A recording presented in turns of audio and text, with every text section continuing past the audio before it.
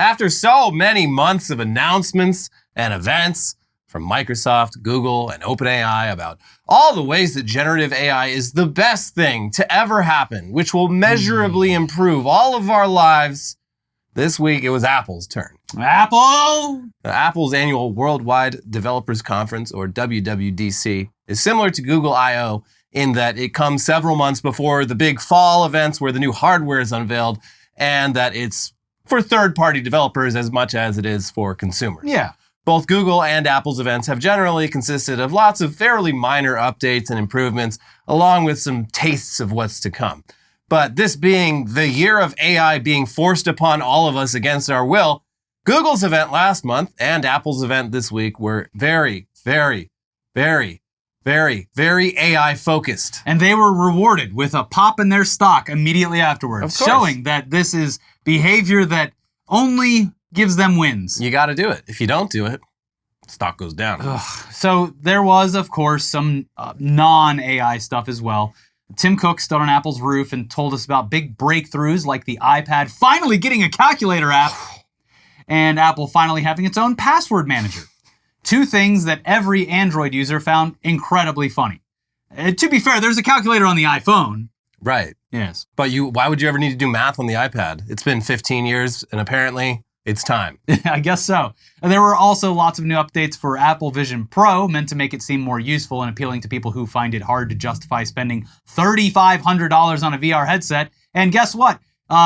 This is the first I've heard of anything happening with the Vision Pro in months since it was released. I mean, yeah. Usually you release a product and you don't unveil a bunch of updates for it until no, what I'm saying is a year later. Any conversation at all. Yeah, well, they're trying to get the conversation started again. Hey, this is still on our radar, we promise. Because everyone who bought it for $3,500 and used it for a week and then returned it was like, yeah, it's kind of cool, but not really useful or worth the money. But yeah, the big announcements were all AI. And for what it's worth, Apple's late entry into the AI arms race, it was very Apple, by which we mean they seem to have actually put a lot of thought into how AI could improve their products and user experience. And in very Apple fashion, they've just gone ahead and changed the definition from AI, or artificial intelligence, meaning AI, to Apple intelligence. You see, it's different. Yeah. And to be fair, a lot of our problems with AI come from generative AI, as we mentioned before. And a lot of this stuff seems to just be continuations of stuff they were building off of with Siri and stuff anyway. But then they get into the more generative AI stuff, and There's it's like, a lot of generative why AI are you doing this? Yeah, you got to, I guess. Yeah. Yeah. So like with all the other big AI events, the only question is, does this feel like something I really need? And the answer is yet again, no, not really. Been doing just fine. For starters, in terms of phones, this will only be available for iPhones 15 Pro and 15 Pro Max. So you will need a $1,000 phone to even use any of these features.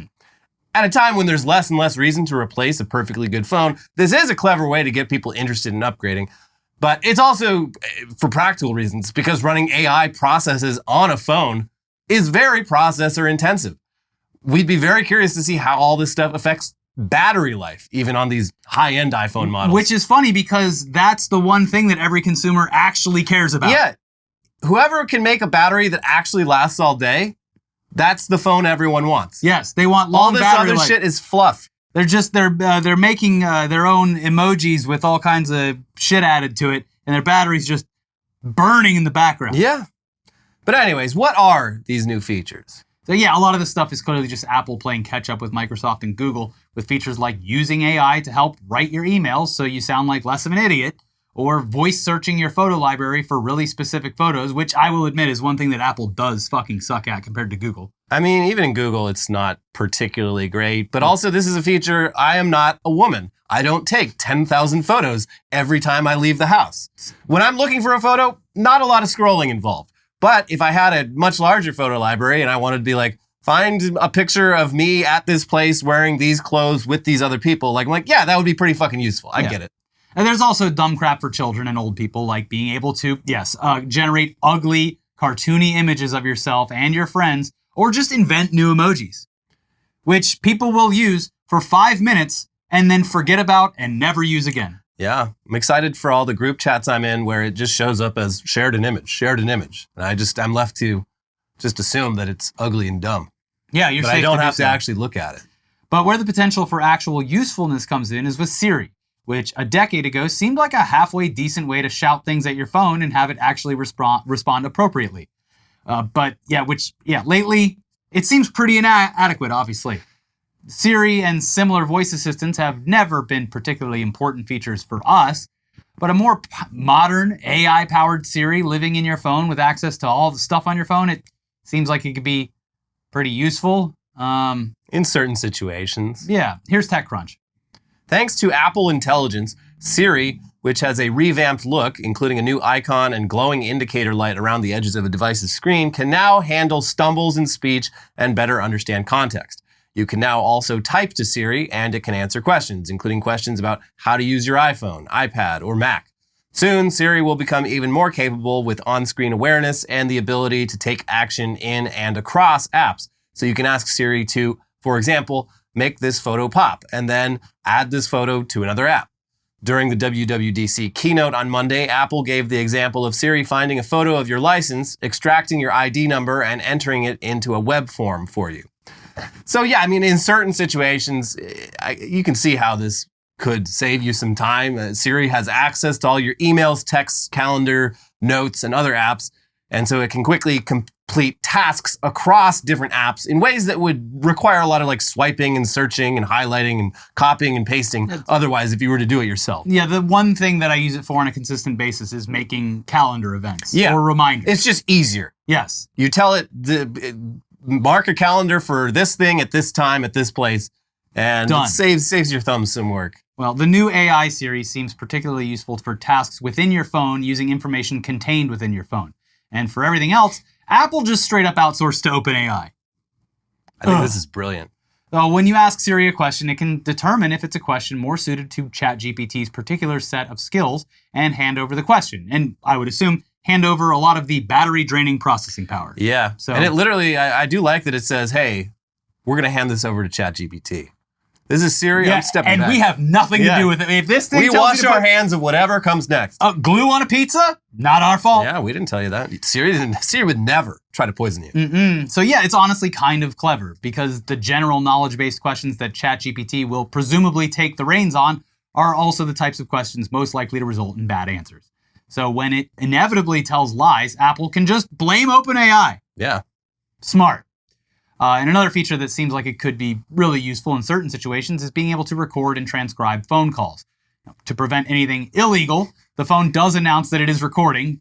You definitely need that here in California. It is illegal. This is a two-party state. But this could be really helpful dealing with calls where a lot of information is conveyed, or with people who gaslight you about what they did and didn't tell you. Yeah, or with bosses that are always like, hey, can we take this off email and onto the phone? Because that's when they're about to do something that's maybe illegal. When a boss does that, they know exactly what the fuck they're doing because emails can be subpoenaed. Whereas phone calls, well, who's to say what happened on the call? Yeah. So I hope that this becomes so normalized, especially in like professional correspondence, that it has some positive effects.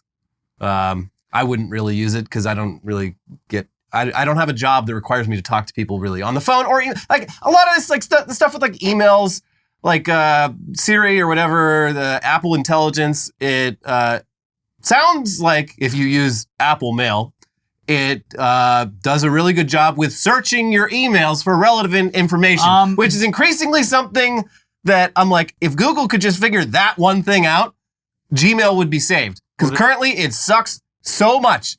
Yeah, you search for any generic term, it pulls up like 100 spam emails. It's like, why would I be searching for that? I literally made the switch for anything like super important, just so it goes to Apple. Yeah. Just so I have a place to look for things that are important because Google is unusable. Yeah. So it reads your emails and basically it can like summarize and figure out like what the purpose of the email is. So like, the top line of the email is always what shows up normally when you're going through your list of emails. And this one actually, it's like, okay, it's about this. Yeah. Meanwhile, over on Gmail, it's like, oh, I got a flight coming up. Let me see, Delta flight. And it's like, oh, here's 10,000 emails from like marketing companies that are like, hey, we got sales on Delta flights. That's what you're looking for, right? It seems like it would not be that hard to tell the algorithm, like if someone types in Delta flight, they are looking for information about a specific flight. Yeah. They're not looking for any email that has anything to do with airlines. Yeah. So yeah, I mean, that is like one use case for a generative large language model AI where I'm like, yes, searching through a whole bunch of crap to find what you're looking for in ways where regular search terms don't seem to work all that well. Yeah. Anyways, as far as companies shoving AI into their products goes, this was definitely one of the less egregious examples. But there's at least one person out there who saw Apple's presentation and got really, really mad. And that man's name is Elon Musk. That's right. Now, Apple may be a Johnny-come-lately to the AI arms race, but they're still years ahead of Grok and whatever other AI pipe dreams Elon is dreaming up. It's an unfortunate position for him to be in, for a guy who co-founded OpenAI, was at one point OpenAI's biggest donor, and spent several years on OpenAI's board of directors. So when ChatGPT first went mainstream, you could just smell the spitefulness wafting off of him. And eventually he even tried to sue OpenAI for supposedly violating its founding charter. This week he quietly dropped that lawsuit, conveniently days ahead of when Discovery was supposed to start and everyone's emails would have then gone into the record. Interesting timing. So yeah, his obvious bitterness about blowing it with OpenAI instead was directed at Apple this week. So here's Business Insider. Following the event, Elon Musk published a series of posts on X, formerly Twitter, denouncing the partnership. If Apple integrates OpenAI at the OS level, then Apple devices will be banned at my companies, Musk wrote. That is an unacceptable security violation.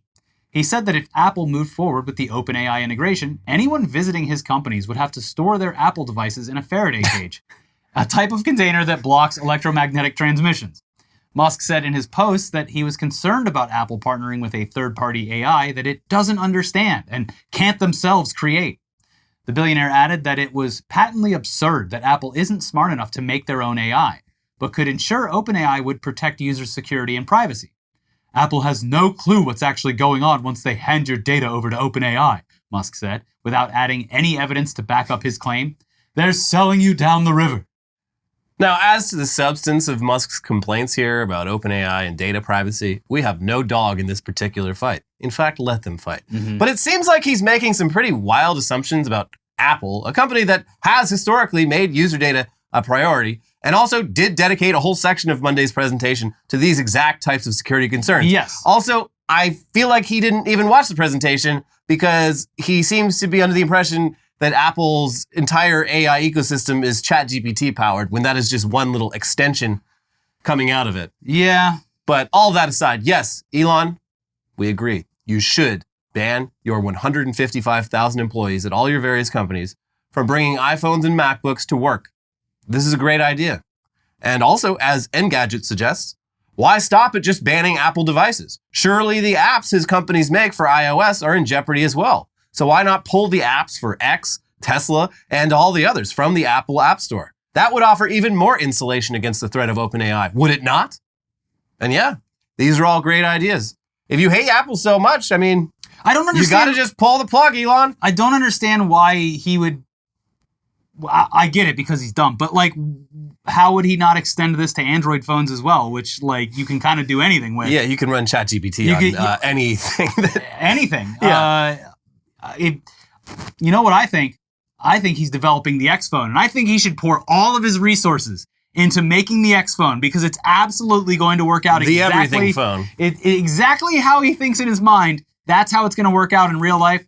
Jeff Bezos famously did this and succeeded, as we all remember the Amazon Fire phone. Still have one. Still use it. Everyone to this day, it's the biggest phone on the market. Yeah. I think he should go for it. The one secure phone. That's right.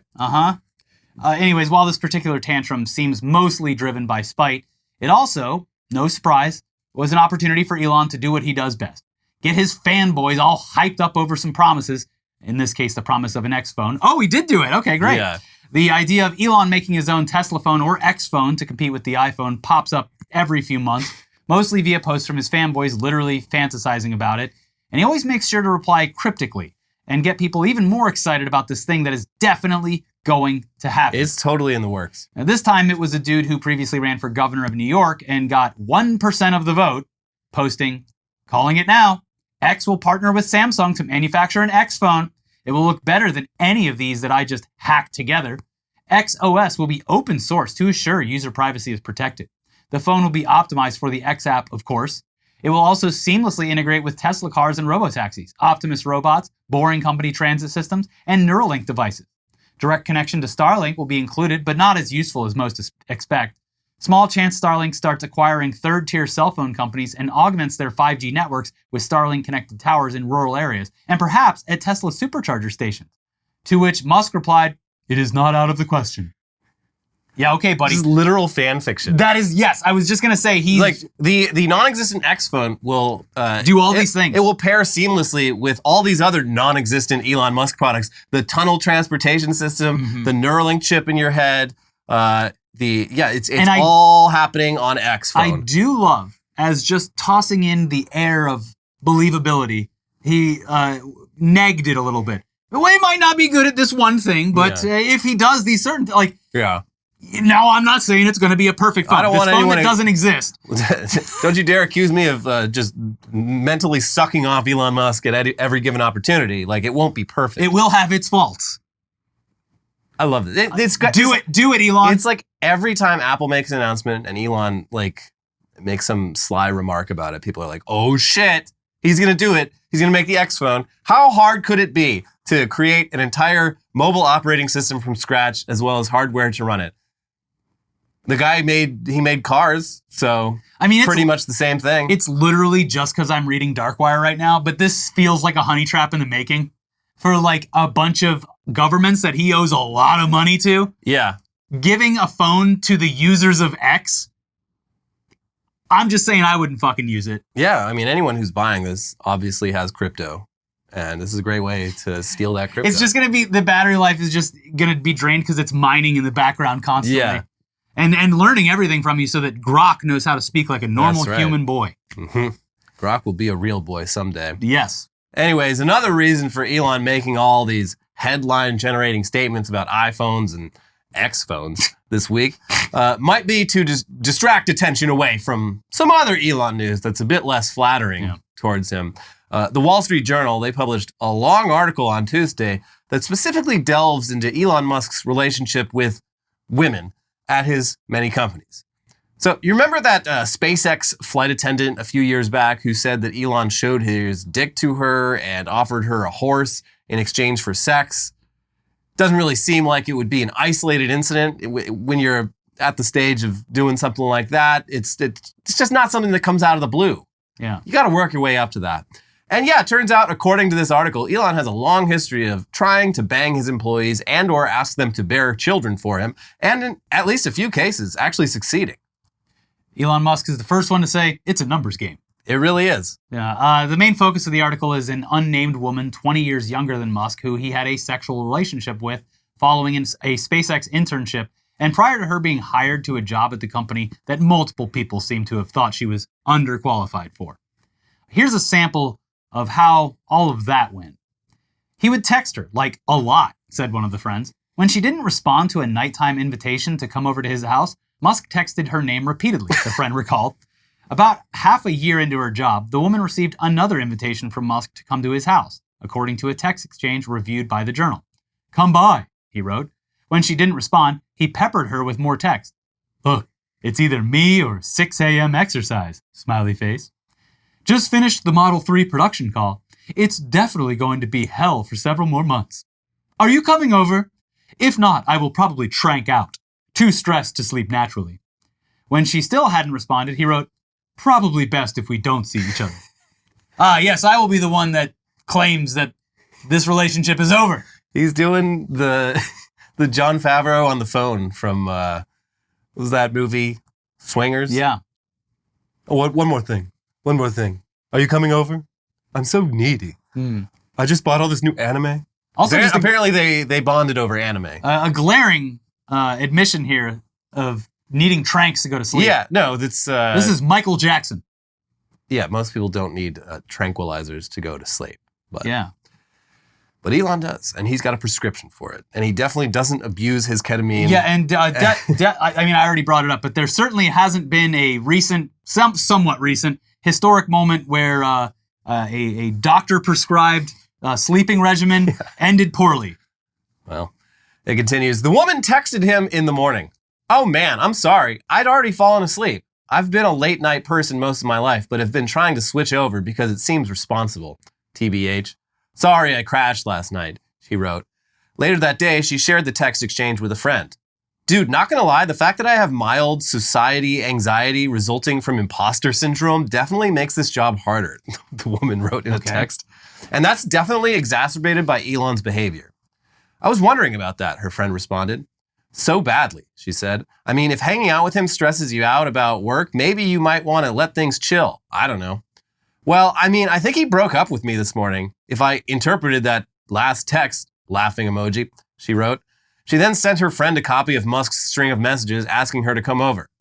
Why are so many of the men in my life so weird?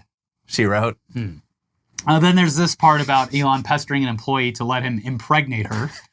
In the summer of 2013, a woman who reported directly to Musk left the company and later returned with a lawyer. She alleged that Musk had asked her on multiple occasions to have his babies, according to people familiar with the allegations. Musk, who has at least 10 children, has said that the world faces an underpopulation crisis and that people with high IQs should procreate. He has encouraged some of his employees to have children. He has spoken of the need to colonize Mars to protect the human species in the event of a cataclysm on Earth. Sending people to the Red Planet is a long-held ambition that animates his work at SpaceX. If people don't have more children, civilization is going to crumble.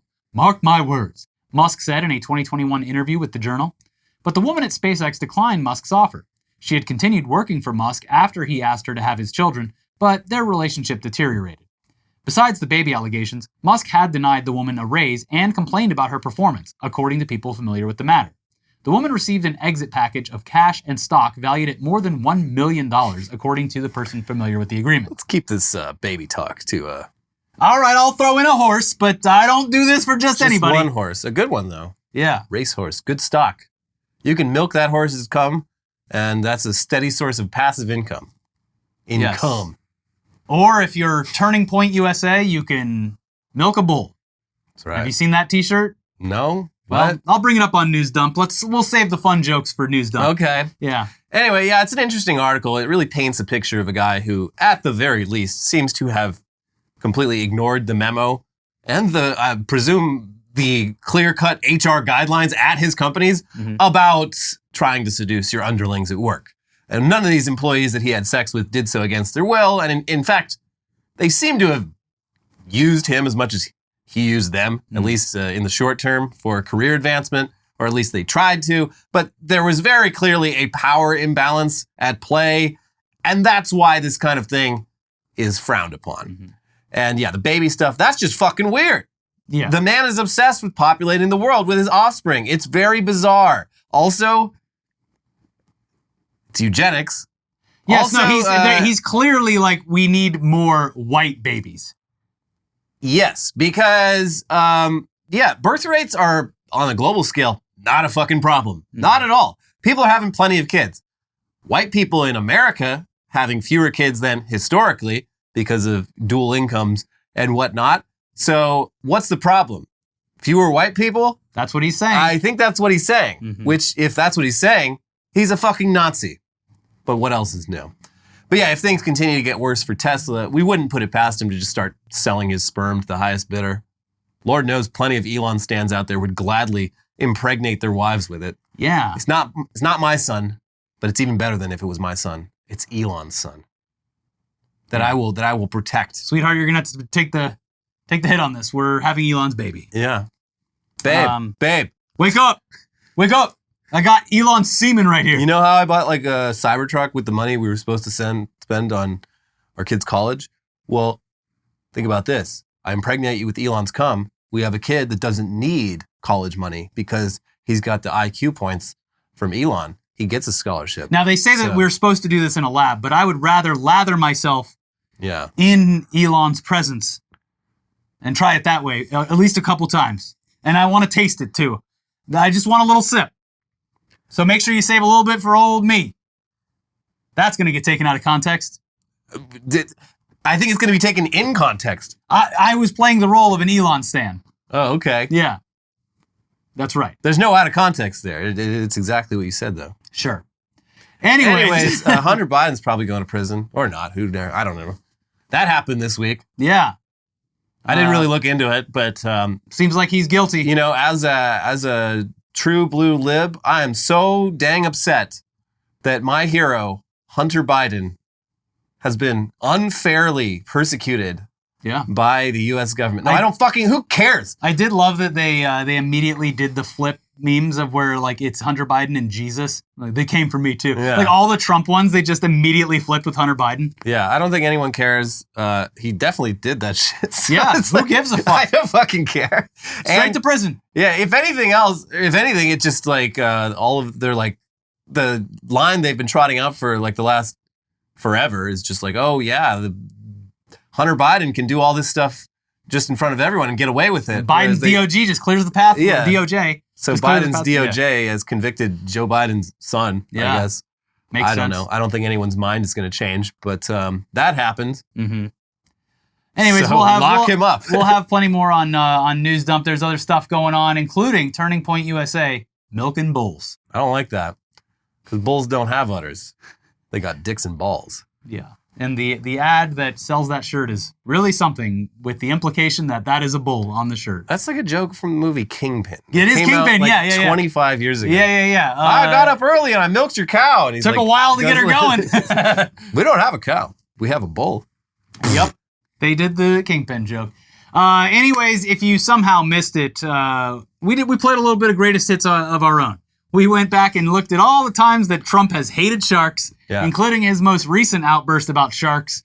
Folks, he doesn't like them at all. Yeah. In fact, if anyone tried to save a shark, he would set that person on fire. He probably would. Yeah. Yeah. Mm-hmm. And don't you dare put Trump in a battery-powered boat.